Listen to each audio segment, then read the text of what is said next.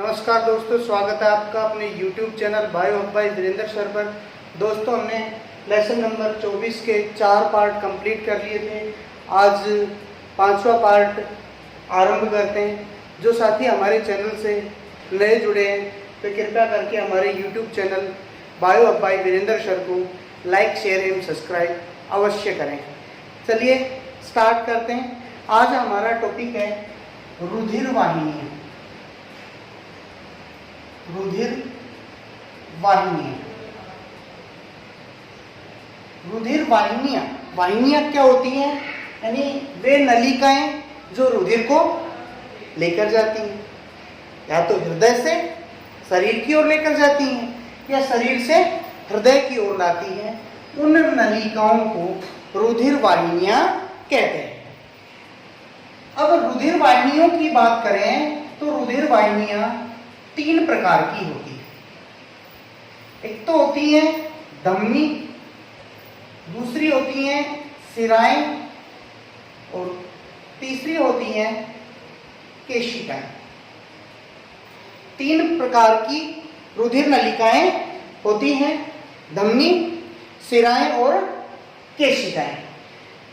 धमनी वे नलिका होती हैं, यानी वे नलिका है जो रुधिर को हृदय से शरीर की ओर लेकर जाती है। यानी ये रक्त को हृदय से शरीर की ओर ले जाने वाली नलिकाएं हैं, वो धमनी कहलाती है। दूसरी शिराएं वे होती हैं जो रुधिर को शरीर से हृदय की ओर लाती है, हृदय की ओर लाती हैं। उन नलिकाओं को शिराएं कहा जाता है। और केशिकाएं होती हैं, ये आकार में यानी बहुत साइज इनका बहुत केस के समान, केस यानी बाल के समान आकार की ये नलिकाएं होती हैं जो क्या कहलाती हैं? केशिकाएं कहलाती हैं। मानव शरीर में जो रुधिर का प्रवाह होता है, मानव के अंदर रुधिर प्रवाह है, वो किस तरह से होता है? मानव में रक्त है, वो हृदय से धमनी में जाता है, धमनी से छोटे आकार की यानी बड़ी धमनी है, जैसे ये बड़ी धमनी है, ये आगे चल के डिवाइड हो जाएगी छोटी धमनियों में, तो वो छोटी धमनियां धमनिकाएं कहलाती है। तो रक्त है, हृदय से धमनी में जाएगा, धमनी से धमनिकाओं में, धमनिकाओं से केशिकाओं में, केशिकाओं में, केशिकाओं से हृदय, ये जो रक्त है वो सिरिकाओं में आएगा, सिरिकाओं में आता है, सिरिकाओं से शिराओं में और शिराओं से वापस हृदय के अंदर रक्त पुनः आ जाता है। ये चक्र लगातार हमारे शरीर में चलता रहता है। धमनी और जो शिराएं हैं, ये धमनी और शिराएं, इनकी जो भित्तियां होती हैं, ये नलिकाएं होती है, जैसे ये नलिका है, ये 3 भित्ति स्तरों से मिलके बनी होती है। जैसे ये 3 भित्ति परतों से मिलके बनी है। सबसे जो बाहर की परत है उसे हम बाह्य कंचुक बोलते हैं, बाह्य कंचुक। बीच वाली मध्य कंचुक और सबसे अंदर वाली अंतः कंचुक कहलाती है। चलिए एक बार दोबारा से देख लेते हैं। रुधिर वाहिकाएं क्या हैं? वे नलिकाएं जो रक्त को शरीर के अंदर प्रवाहित करने का काम करती हैं, रुधिर वाहिकाएं कहलाती है। 3 प्रकार की हैं। धमनी वे नलिकाएं होती हैं जो रक्त को हृदय से शरीर के ओर ले जाती हैं। शिराएं वे होती हैं जो शरीर से रुधिर को हृदय में लाती हैं। और केशिकाएं ये केस यानी बाल सदृश नलिकाएं होती हैं जो रक्त के प्रवाह के अंदर काम आती हैं। धमनिकाओं से रक्त है वो केशिकाओं के जरिए कोशिकाओं तक पहुंचता है और केशिकाओं के बाद कोशिकाओं में रक्त पहुंच गया और कोशिकाओं से सिरिकाओं के माध्यम से सिराओं में और सिराओं से वापस हृदय के अंदर रक्त पहुंच जाता है। अब हम बात कर रहे हैं इनकी भित्ति परतों की। सबसे बाहर वाली परत है जिसको अपन ने बाह्य कंचुक नाम दिया है। बाह्य कंचुक यानी इसको इंग्लिश में बोलते हैं ट्यूनिका एक्सटर्ना। दूसरी होती है जिसको ट्यूनिका मीडिया कहा जाता है और तीसरी वाली जो है जिसे हम ट्यूनिका इंटरना बोलते हैं।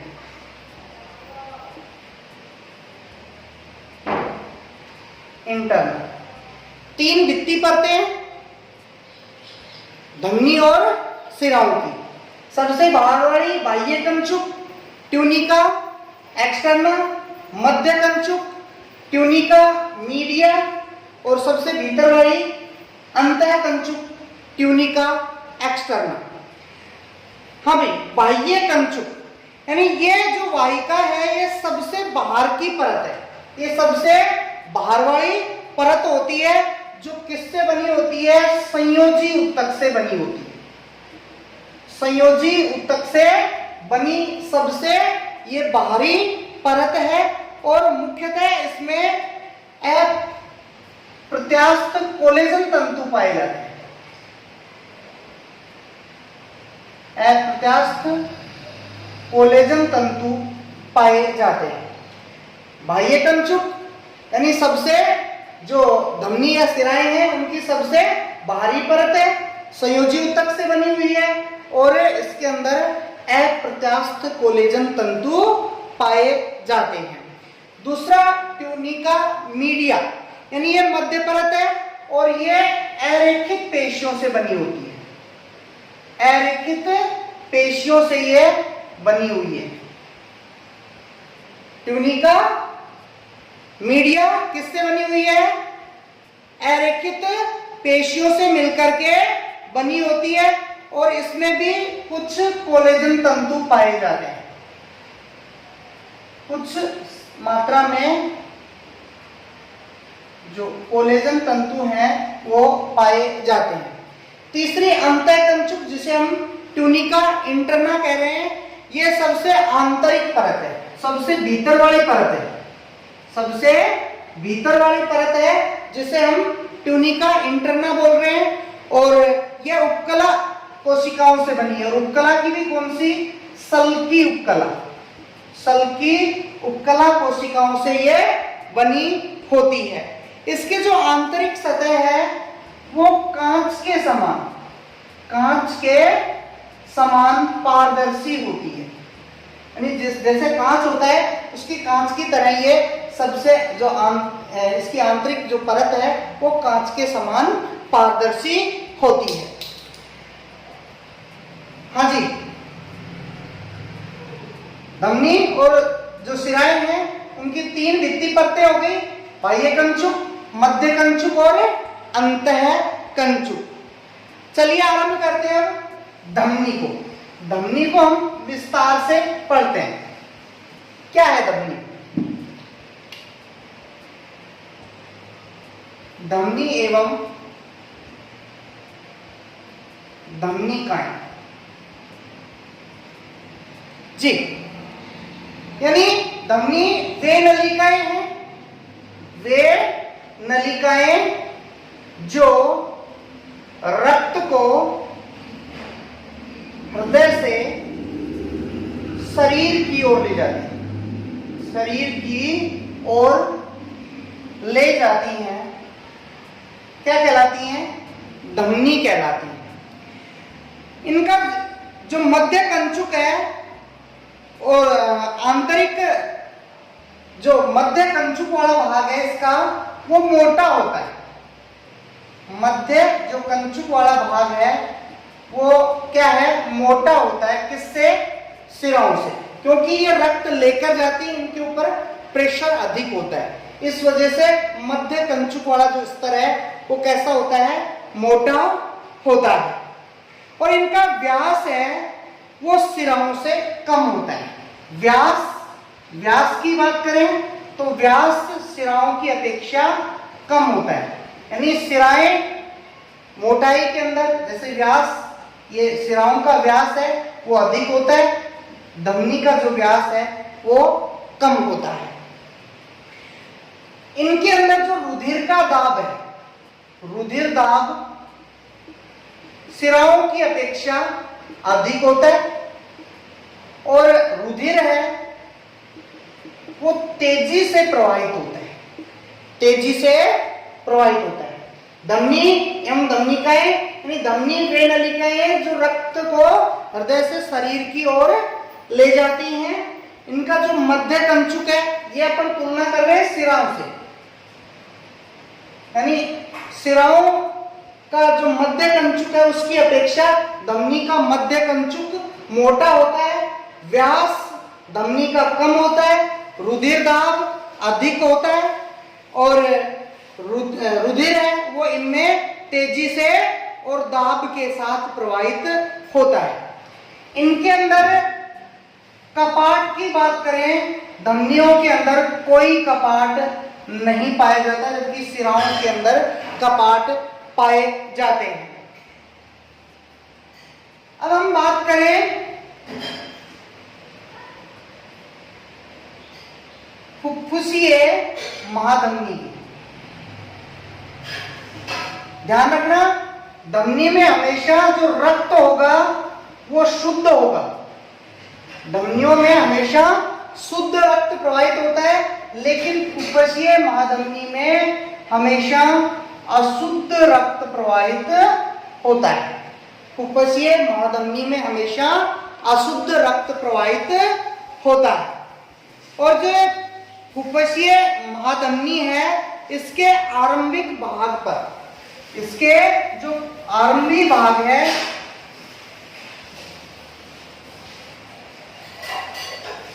आरंभी भाग, इस भाग के ऊपर अर्धचंद्राकार कपाट पाया जाता है। फुफ्फुसीय महाधमनी में अशुद्ध रक्त प्रवाहित होता है, और अपन ने बात की थी कपाट की, तो धमनियों में कोई कपाट नहीं पाए जाते, लेकिन फुफ्फुसीय महाधमनी के आरंभी भाग में अर्धचंद्राकार कपाट पाए जाते हैं। महाधमनी सबसे बड़ी धमनी होती है। अगर हम बात करें महाधमनी की, और एक महाधमनी की बात करते हैं, महाधमनी है ये सबसे बड़ी धमनी है, सबसे बड़ी धमनी होती है। इस महाधमनी के आरंभी भाग पर भी अर्धचंद्राकार कपाट पाया जाता है, यानी महाधमनी और फुफ्फुसीय महाधमनी के आरंभी भाग में अर्धचंद्राकार कपाट पाए जाते हैं। धमनियों की जो पतली शाखाएं होती हैं, यानी धमनी है, जैसे ये धमनी है, ये धमनी आगे चल करके इस तरह से विभाजित हो गई। जो ये पतली शाखाएं हैं, इन पतली शाखाओं को धमनिकाएं कहा जाता है। क्या कहा जाता है? धमनिकाएं कहा जाता है। इनमें ये आगे चल करके फिर और आगे डिवाइड हो जाएंगे, बिल्कुल बारीक बारीक आगे जाके ये जो सूक्ष्म आकार की नलिकाएं आ जाएंगी, इनको हम केशिकाएं कहते हैं। क्या कहते हैं? केशिकाएं। यानी आकार में जो बड़ी है वो तो धमनी आगे जाके शाखित हो गई, और जो शाखा ब्रांच जो बनी है उनमें पतले आकार की जो नलिकाएं उनको धमनिकाएं, और धमनिकाओं भी आगे जाके डिवाइड होके बाल सदृश नलिकाओं के अंदर विभाजित हो जाती हैं, जिनको हम केशिकाएं कहते हैं। तो हमारा यहाँ पे ये पॉइंट पूरा हो गया। धमनी और धमनिकाएं दोबारा से समझ लो। धमनी और धमनिकाएं क्या है? वे नलिकाएं जो रक्त को हृदय से शरीर की ओर ले जाती हैं। धमनियों में हमेशा शुद्ध रक्त प्रवाहित होता है। सिराओं से अगर तुलना की जाए तो इनका जो मध्य कंचुक है वो सिराओं की अपेक्षा मोटा होता है, व्यास कम होता है, रुधिर दाब अधिक होता है और रुधिर तेजी से प्रवाहित होता है। इनके अंदर कोई कपाट नहीं पाए जाते, लेकिन कुपसीय महाधमनी और महाधमनी के आरंभी भाग में अर्धचंद्राकार कपाट पाए जाते हैं। महाधमनी है वो सबसे बड़े आकार की धमनी होती है। धमनियों में हमेशा शुद्ध रक्त है, लेकिन कुपसीय महाधमनी में हमेशा अशुद्ध रक्त प्रवाहित होता है। धमनी आगे जाकर के शाखाओं में बढ़ जाती हैं और जो छोटे आकार की या पतले व्यास की जो नलिकाएं हैं जिन्हें धमनिकाएं कहा जाता है और धमनिकाएं आगे जाकर के बाल सदृश नलिकाओं में बढ़ जाती हैं, जिनको अपन केशिकाएं कहते हैं। नेक्स्ट,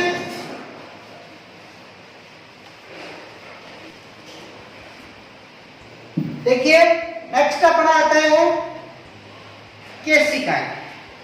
दूसरे नंबर की केशिकाएं।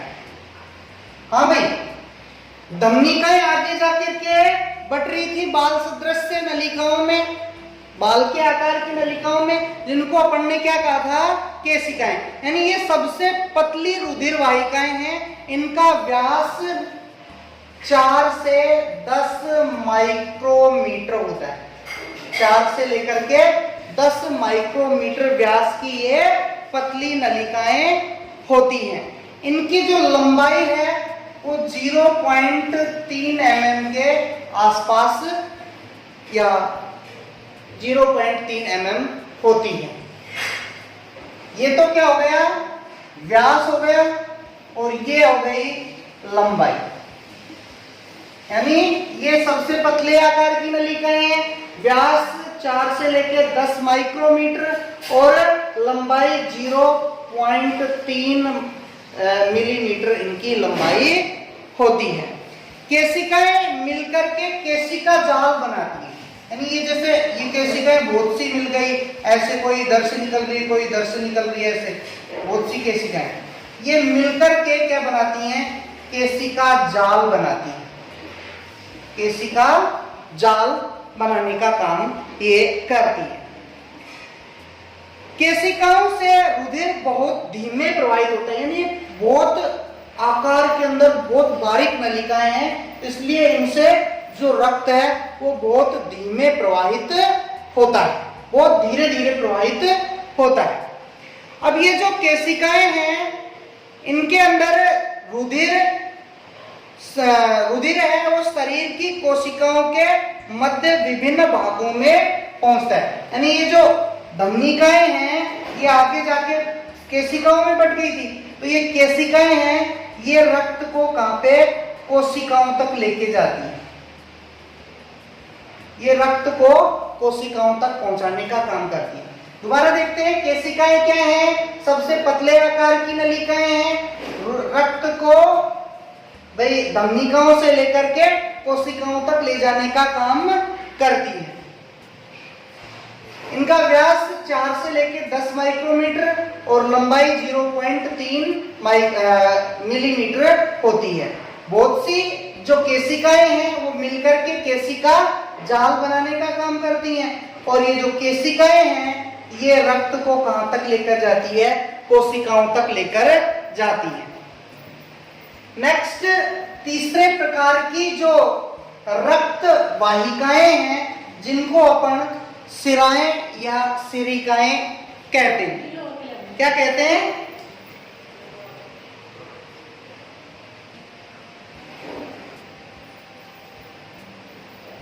सिराएं एवं सिरिकाएं। सिराएं एवं सिरिकाएं ये वे नलिकाएं हैं, ये यानी वे नलिकाएं जो रक्त को शरीर से इकट्ठा करके शरीर से हृदय की ओर लाती है। जिनको अपन सिराएं कहते हैं। सिराओं के अंदर हमेशा, अगर रक्त की बात करें, सिराओं में हमेशा अशुद्ध रक्त प्रवाहित होता है। सिराओं का जो रक्त है वो कैसा होता है? अशुद्ध रक्त होता है। ये जो रुधिर है उनको केशिकाओं से इकट्ठा करती है। यहाँ पर अपन ने देखा था कि रक्त है हृदय से, सिराओं में रक्त है वो अपने पतले आकार की नलिकाओं से आता है, जिनको अपन सिरिकाएं कहते हैं। सिरिकाएं कहा जाता है, यानी पतले आकार की जो नलिकाएं सिरिकाएं, उनसे रक्त इकट्ठा होकर के सिराओं में आता है। सिराओं के अंदर रक्त है वो अशुद्ध रक्त प्रवाहित होता है। सिराओं में अशुद्ध रक्त प्रवाहित होता है, लेकिन जो